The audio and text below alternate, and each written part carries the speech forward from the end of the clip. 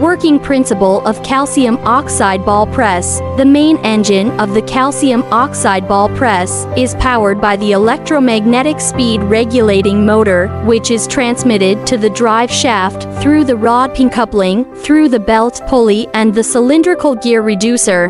The drive shaft and the passive shaft run synchronously through the open gear. A hydraulic device is installed behind the passive bearing seat.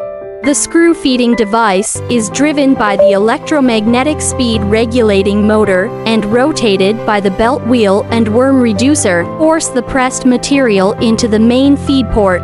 Due to the constant moment characteristics of the electromagnetic speed regulating motor, when the amount of the screw feeder is equal to the amount of material required by the host machine, the constant feeding pressure can be maintained to make the pellet quality stable.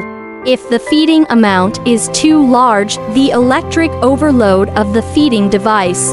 If the feeding amount is too small, the ball will not be formed. Therefore, skilled operation skills are an important condition to ensure the normal work of the pressure ball.